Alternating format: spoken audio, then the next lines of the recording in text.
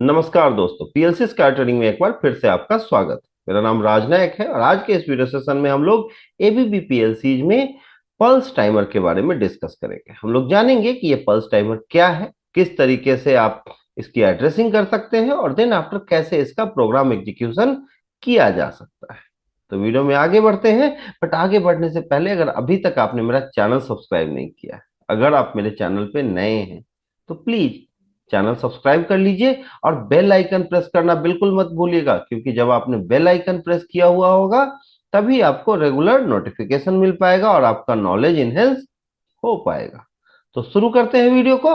अपने पिछले वीडियोज में मैंने आपको टाइमर बेसिक्स के बारे में, टी ऑन टाइमर के बारे में और टी ऑफ टाइमर के बारे में बताया था। तो अगर आपने वो वीडियोज नहीं देखे तो वो वीडियो देख लो, ताकि आपको टाइमर के बेसिक कॉन्सेप्ट्स क्लियर हो जाएंगे। बट आज का जो हमारा टॉपिक है वो है पल्स टाइमर। एबीबी पीएलसी में इसे टाइमर इज ए ट्रिगर इस नाम से जानते हैं।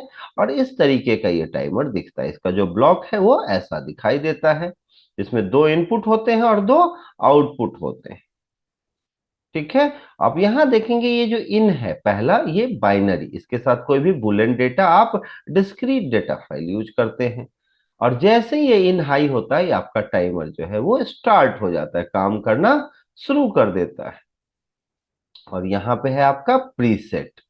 ठीक है, ये आपका प्रीसेट टाइम है। तो यहाँ से आप सेट पॉइंट फिक्स करते हो टाइमर में कि कितना डिले चाहिए, कितनी देर के लिए आपका आउटपुट हाई होगा। जैसे ही सिग्नल मिलता है, ये जो टीपी टाइमर है इसका आउटपुट हाई हो जाता है। और कब तक हाई रहता है? जब तक कि टाइमर रन करेगा। जो भी आपने यहाँ पे सेट पॉइंट फिक्स किया है, प्रीसेट टाइम फिक्स किया है, उतनी देर तक ये आउटपुट आपका हाई रहता है। और ये आपका ईटी है। ये आपको जब टाइमर रन करता है, लेपेस्ट टाइम, काउंटिंग टाइम, ये दिखाई देता है कि टाइमर कितनी वैल्यू जो है वो रन कर चुका है। तो जैसे ही सिग्नल मिलेगा, जैसे इनपुट आपका हाई होगा, क्या होगा? टाइम स्टार्ट हो जाएगा और उसी समय आपका जो आउटपुट भी जो है वो हाई हो जाएगा। ठीक है। और कब तक हाई रहेगा? जब तक कि एक जो एक्यूमुलेटर की वैल्यू है, आपकी एलिपस टाइम की वैल्यू है, काउंटिंग टाइम की वैल्यू है ईटी, ये पीटी के इक्वल ना हो जाए। जैसे ही इक्वल होगा, आउटपुट आपका लो हो जाएगा। तो ये प्रोसेस है। किस तरीके से इसका प्रोग्राम करते हैं, ऐसा आप देख सकते हो कि एक टाइमर है, इसके साथ आउटपुट कनेक्ट करते हैं। अब इसे मैं सॉफ्टवेयर में देखता हूं कि कैसे आप इसका प्रोग्राम एग्जीक्यूट कर सकते हैं। तो पिछले वीडियो में मैंने ऑफ टाइमर के बारे में बताया था, इसको मैं यहाँ से डिलीट कर देता हूँ। ये आपका होल्ड सर्किट है और ये स्टार्ट पुश बटन है, ये स्टॉप पुश बटन है आपका। और ये आपका मेमोरी बिट है। अब इस मेमोरी बिट के साथ मुझे टाइमर कनेक्ट करना है। अब टाइमर कनेक्ट करने के लिए मुझे क्या करना है? आप देख रहे हो यहाँ पे फंक्शनल ब्लॉक है। इस पे आप क्लिक करते हैं और इसमें क्लिक करने का जो फर्स्ट वाला ये दिख रहा है प्रोग्राम फाइल्स, इस पे क्लिक करते ही यहाँ पे आपको आ जाते हैं जो भी टाइमर काउंटर्स वगैरह है इंस्ट्रक्शन फंक्शनल ब्लॉक में। टाइमर को मैं एक्सपेंड करता हूँ। टी ऑन और टी ऑफ टाइमर की प्रोग्रामिंग हम लोग सीख चुके हैं। तो आज का जो टॉपिक है वो है टीपी, पल्स टाइमर या टाइमर इज ए ट्रिगर। ठीक है, एबीबी में इसे क्या बोलते हैं? टाइमर इज ए ट्रिगर या पल्स टाइमर। तो यहाँ मैंने टीपी पे क्लिक किया, क्लिक करते यहाँ पे टीपी कनेक्ट हो गया। अब T0 T1 जो है मैं यूज कर चुका हूं, तो यहाँ मैंने टी ऑन और टी ऑफ के लिए। तो यहाँ ध्यान रखना होता है कि अगर एक बार एक टाइमर को आप डिफाइन कर चुके हैं तो आप सेम टाइमर यूज नहीं कर सकते सेम नेम से कोई दूसरा टाइमर। तो यहाँ T2 ले लिया मैंने। T2 लेते ही आया कि क्या है, किस टाइप का वेरिएबल है भाई? टीपी। तो अब अगर मैंने T2 को टीपी टाइप का वेरिएबल डिफाइन कर दिया है, तो अब मैं दूसरा जो है T2 के लिए नहीं यूज कर सकता। ये ध्यान रखना होता है एबीबी पीएलसी में। यहाँ मैंने ओके कर दिया। अब तो T2 डिफाइन हो गया। इनपुट को मैंने MB0 के साथ अटैच किया हुआ है।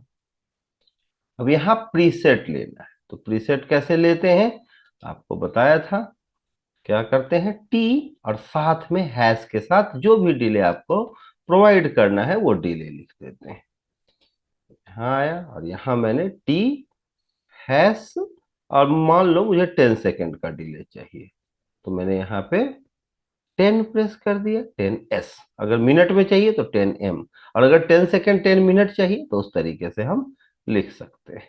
और मैंने यहाँ पे क्लिक कर दिया। क्लिक करते आप यहाँ देखेंगे जब ये पिंक कलर का दिख रहा है, मतलब क्या है कि आपने सही लिखा है।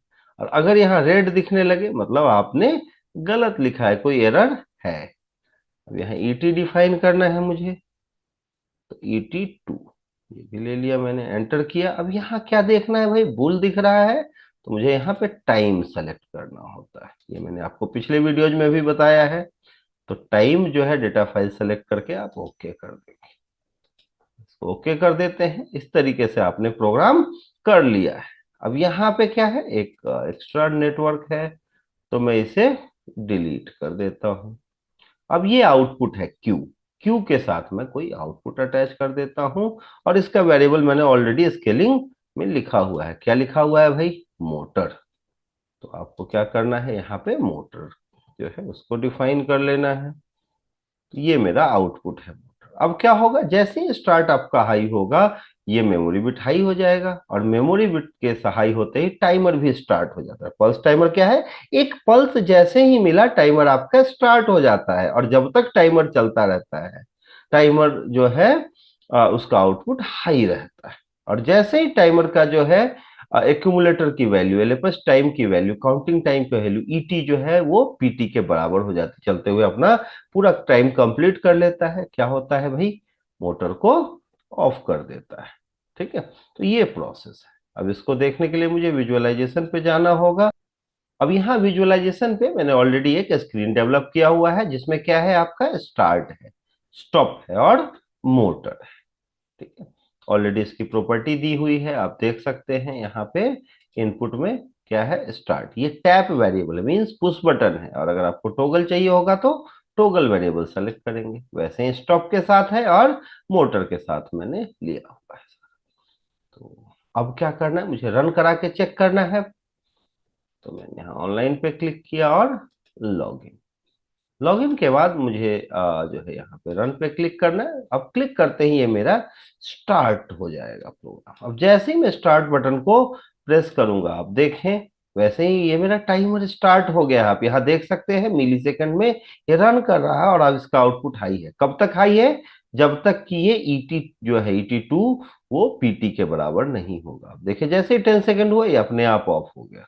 स्टॉप करते हैं जी, तो जैसे स्टार्ट किया मैंने, ये मेरे स्टार्ट हो गया। और जब तक ये ET2 जो है पीटी के बराबर नहीं होगा, तब तक ये आपका चलता रहेगा, हाई रहेगा आउटपुट। और जैसे ही ये बराबर हुआ ये लो हो जाएगा। अब आप देखते हैं कि अगर बीच में मैं इसे स्टॉप करता हूं तो क्या होता है। मैंने इसे स्टार्ट किया, आप देखें ये रन कर रहा है, और जैसे ही बीच में मैंने स्टॉप कर दिया, फिर भी अगर सिग्नल कट भी हो जाए, फिर भी वो अपने टारगेट को अचीव करेगा, टाइमर रन करता रहेगा। तो बीच में सिग्नल कट होने से कुछ फर्क नहीं पड़ता। आप देखिए जैसे ही मैंने ऑन किया और स्टॉप कर दिया, फिर भी मेरा आउटपुट हाई है। कब तक, और टाइमर मेरा रन कर रहा है। तो अगर बीच में सिग्नल आपका एक छोटा सा पल्स भी मिल जाएगा, टाइमर आपका स्टार्ट हो जाएगा और वो चलता रहेगा। ठीक है, तो ये ध्यान रखना है हमें। तो एक तरीके से इसे टाइमर टाइमिंग बिट बोलते हैं। ठीक है, दूसरे पीएलसीज में अगर टाइमर टाइमिंग बिट होता है कुछ पीएलसीज में, यहाँ पे उसके लिए पल्स टाइमर है। तो अलग अलग पीएलसीज में अलग अलग तरीके से इस्तेमाल किया जाता है। अब आपने कहा कि सर मुझे इसे किसी नेटवर्क में पास करना है, मुझे कुछ और किसी दूसरे डिवाइस को सिग्नल पास कराना है। तो क्या करते हैं, एक नेटवर्क ले लेते हैं यहाँ पे। और यहाँ मैंने क्या किया, एक एनो कनेक्ट कर दिया। अब यहाँ पे मुझे इस टाइमर का आउटपुट यूज करना है एनो के साथ, तो यहाँ से मैं डिलीट कर देता हूँ। और यहाँ मैंने लिखा T2।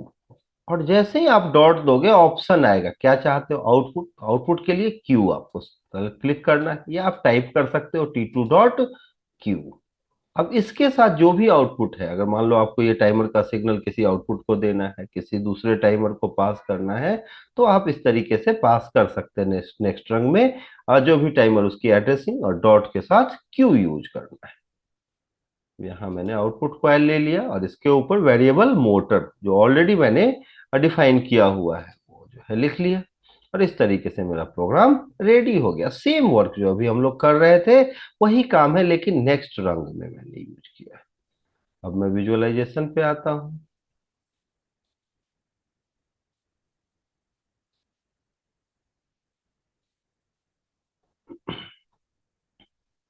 अब यहाँ मुझे क्या करना है भाई, प्रोग्राम को रन करना है। तो मैंने क्या किया, लॉगिन, और लॉगिन करने के बाद रन मोड में। अब जैसे ही मैं इसे ऑन करूंगा, आप देखिए आपका जो है आउटपुट हाई हो गया। अगर मैं स्टॉप भी कर देता हूं बीच में भी सिग्नल को, तब भी आपका आउटपुट हाई रहेगा। तो इस तरीके से आप इसके सिग्नल को नेक्स्ट रंग में पास कर सकते हैं, और जैसे ही 10 सेकंड कंप्लीट हुआ, सारा प्रोसेस बंद अपने आप।